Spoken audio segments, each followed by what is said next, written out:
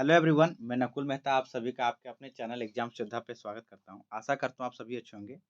झारखंड में आप सभी को पता है कि एक शिक्षक भर्ती प्रक्रिया चल रहा था जो था झारखंड सहायक आचार्य भर्ती प्रक्रिया, है ना? जिसमें 26,001 बहाली प्रक्रिया था। अब वो प्रक्रिया जो है सो लगभग अब समापन की ओर है और आप सभी को पता ही है कि ये प्रक्रिया कंप्लीट कैसे हो रहा है। ये प्रक्रिया जो स्टार्ट हुआ था 2023 में, वो अभी जाकर के कोर्ट के प्रेशर से हाई कोर्ट, सुप्रीम कोर्ट के प्रेशर से अभी जो है सो प्रक्रिया लगभग 2.5 साल में 3 साल में कंप्लीट होने को है। और आप सभी को पता ही है कि इस प्रक्रिया में 26,001 बहाली में जो है सो सिर्फ़ और सिर्फ़ जेटेट पास कैंडिडेट, है ना? जेटेट पास कैंडिडेट को कोर्ट के द्वारा योग्य माना गया और उनके लिए ही ये प्रक्रिया को रखा गया था कि आप वही लोग एलिजिबल हैं, बाकी सीटेट एग्ज़ाम सीटेट कैंडिडेट यानी सीटेट पास किए हुए कैंडिडेट जो इस भर्ती प्रक्रिया में एग्ज़ाम में बैठे थे, उनको अयोग्य जो है कोर्ट के द्वारा घोषित कर दिया गया था। ये सभी चीज़ से आप वाकिफ़ हैं और इस पे हम ज़्यादा चर्चा भी नहीं करना चाहते हैं। आप सभी को पता ही है कि 2013 में एक बार जेटेट एग्ज़ाम हुआ है, उसके बाद 2016 में और 2016 से लेकर के अभी तक 2025 तक कोई भी जेटेट परीक्षा का आयोजन नहीं हुआ है। तो आप लोग सीधा-सीधी बात समझ जाइए कि जब झारखंड में सीटेट वैलिड नहीं है, तो जेटेट जब तक एग्ज़ाम नहीं होगा, तब तक अगला शिक्षक बहाली प्रक्रिया नहीं हो सकता है। और आप सभी को पता ही है सरकार ने कहा भी था कि हम लोग 2 बार शिक्षक बहाली लेंगे। फर्स्ट फ़ेज़ में 26,001 जो आज के चला गया और दूसरा 24,001। तो आज का जो टॉपिक है, आज का जो मुद्दा है कि 24,000 शिक्षक बहाली जो है वो कब होगा? यानी कि आने वाला झारखंड सहायक आचार्य भर्ती 2.0 जो है सो कब होगा? और उसको होने के लिए क्या ज़रूरी है? सबसे पहले जेटेट एग्ज़ाम, है ना? और अगर जेटेट एग्ज़ाम ही नहीं हुआ, तो फिर प्रक्रिया 24,000 बहाली का बात ही नहीं करना। उससे पहले हम बात करते हैं, आप सभी को पता है कि 26,001 बहाली प्रक्रिया में देखिए पेपर में बार-बार इसका डाटा दिया जा रहा है कि सहायक आचार्य के 60% पद पर क्या है कि कोई योग्य अभ्यर्थी ही नहीं मिले। ऐसा नहीं है दोस्तों कि योग्य अभ्यर्थी थे ही नहीं।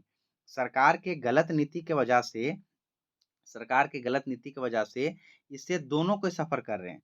कहीं न कहीं सीटेट वाले तो बाहर हो ही किए, जेटेट वालों का सिलेक्शन इसमें हो जाना चाहिए था, जो लोग क्या थे, क्वालीफ़ाई थे। लेकिन बहुत सारे ऐसे कैंडिडेट भी हैं, जो क्वालीफ़ाई होने के बाद भी उनको बाहर का रास्ता दिखाया गया है। और कारण क्या रहा?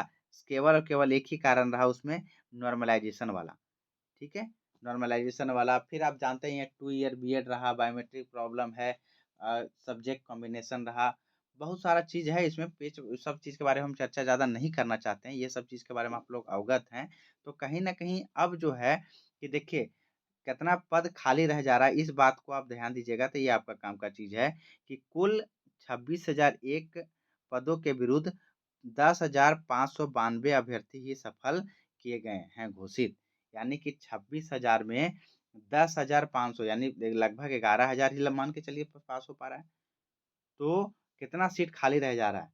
26,000 में से 11,000 अगर आप घटा दीजिएगा, तो कितना सीट खाली रह जा रहा है, आप खुद जोड़ लीजिए। तो इससे सीधा-सीधी फ़ायदा किसको होने वाला है? जो अपकमिंग वैकेंसी है उसको। यानी आने वाला जो वैकेंसी है ना?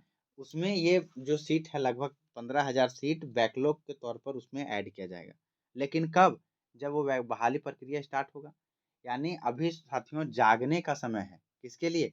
वैसे साथी जिन जो जेटेट एग्ज़ाम पास नहीं किए हैं या 2016 के बाद कोई भी टीचर ट्रेनिंग कोर्स किए हैं, डीएलएड किए हैं, बीएड किए हुए हैं, उनको उनको अभी जो है जागने का समय है या फिर अभी जो कर रहे हैं, जो अभी बीएड, डीएलएड कर रहे हैं। अगर अभी आवाज़ नहीं उठाया जाता है, यही अभी सही कदम नहीं उठाया जाता है, तो आप समझ जाइए कि ये प्रक्रिया जो है सरकार का तो मन है नहीं, ये कुछ करने का, क्योंकि अगर करना रहता तो आप सभी को पता है कि जेटेट का फॉर्म भरवाए हुए 1 साल हो गया। उसके बाद सिलेबस में गड़बड़ी था, तो सिलेबस सुधारना चाहिए था। लेकिन सिलेबस ना सुधार करके क्या किया गया? नियमावली को सुधारने बैठ गया। पता नहीं यहाँ का आदमी क्या मतलब कौन सा नशा करके बैठा हुआ है कि गड़बड़ा जा रहा है सब चीज़। यानी गड़बड़ी सिलेबस में था, सिलेबस सुधारा भी गया, फिर से पता नहीं क्या हुआ कि नियमावली सुधारने चला गया। यानी कि सरकार जो है सो सीधा-सीधी एग्ज़ाम को टाल रहा है। अगर जेटेट एग्ज़ाम ही नहीं होगा तो 2.0 शिक्षक बहाली भर्ती प्रक्रिया स्टार्ट कैसे होगा? इसीलिए आप सभी को जो भी बीएड, डीएलएड या टीचर ट्रेनिंग कोर्स करके बैठे हुए हैं या जेटेट पास नहीं किए हैं, ठीक है? जिनका उम्र निकला हुआ जा रहा है, उन सबको क्या है, एक संगठन के साथ जुड़ना होगा ताकि आप जो है जेटेट कैसे एग्ज़ाम हो उस पे चर्चा किया जाए और जेटेट एग्ज़ाम है ना, करवाने के लिए जो भी उपाय निकले मिल बाँट के करना चाहिए। अगर आप जेटेट एग्ज़ाम करवाना चाहते हैं, जेटेट एग्ज़ाम के लिए सही में आप जुड़ना चाहते हैं, तो नीचे हम टेलीग्राम चैनल का लिंक दे देंगे, 2-2 लिंक दे देंगे। एक तो अपना एग्ज़ाम योद्धा का लिंक है, वहाँ पे आप जुड़े होंगे पहले से और नहीं जुड़े तो वहाँ भी जुड़ जाइएगा और दूसरा जो है बहुत सारे अभ्यर्थी जो हैं जेटेट एग्ज़ाम कैसे हो इसके लिए एक अलग ग्रुप बनाया गया है, उसमें आप जुड़िएगा तो आप कुछ चर्चा करने से जो भी राय-मशवरा लेकर के किया जाएगा, सब मिल-बाँट के करने से एक रास्ता निकल जाएगा। और अगर आप लोग अभी नहीं जागे, तो ये जो भर्ती प्रक्रिया है 2028-29 चुनावी लॉलीपॉप बन के रह जाएगा और इसमें कोई दो मत नहीं है कि जिस तरह इस चुनाव में फँसा था प्रक्रिया उस चुनाव में भी फँसने वाला है। तो अगर अभी जागे तो आने वाला 2 साल 1 साल 2 साल में आप अ, शिक्षक बहाली भर्ती प्रक्रिया में बैठ सकते हैं और नहीं जागे दोस्तों, तो सही में बता रहे हैं झारखंड एक ऐसा राज्य बन गया है यहाँ पे कि नियुक्ति लेना साक्षात मतलब भगवान से भेंट करने के बराबर हो जाएगा। अभी जिस तरह से सरकार का नियमावली है, नियुक्ति नियमावली बना रहा है या क्या-क्या नियमावली यहाँ चलते रहता है, आप लोग देख ही रहे हैं। ऐसा कोई भर्ती प्रक्रिया नहीं हुआ है गवर्नमेंट का, जिसमें कोर्ट मामला नहीं गया हो। आप सब जानते ही हैं कि 2016 में परिमल जी के द्वारा जो है केस किया गया था और 2016 से लड़ते-लड़ते 2025 यानी 10 साल लगातार संघर्ष के बाद आज जो है सो जेटेट पास अभ्यर्थियों को नौकरी मिल रहा है। तो आपको भी लड़ना होगा। अगर आप नहीं लड़िएगा तो बिल्कुल जो है सो आप अभी समझ जाइए कि इस रेस में है ही नहीं, रेस से बाहर हैं। तो हम इतना कहेंगे कि आप सही में इतना पैसा खर्चा करके टीचर ट्रेनिंग कोर्स किए हैं, तो जो ग्रुप दे रहे हैं हम नीचे टेलीग्राम का, उसमें आप जुड़ जाइएगा और फिर वहाँ से आपको सारा गाइडेंस मिलते रहेगा। जी, क्या करना चाहिए, चाहे आप अपना राय रख सकते हैं। कोई फंडिंग का बात नहीं हो रहा है, कोई पैसा का बात नहीं हो रहा है। इस बात से आप निफ़िक्र रहिए कि हाँ, कि वहाँ बैठेंगे, पैसा देना पड़ेगा। इस तरह से बिल्कुल नहीं है। क्या करना चाहिए, क्या किया जाना चाहिए, इन सभी बातों पे चर्चा करके जिस तरह से निष्कर्ष निकलेगा उस तरह से करके जेटेट एग्ज़ाम पर फ़ोकस करना मेन प्रायोरिटी रहेगा, उसके बाद फिर आने वाला बहाली को लेकर के। बहुत सारी बातें हैं, इस वीडियो में भी हम और नहीं करना चाहते हैं, आने वाला वीडियो में करेंगे।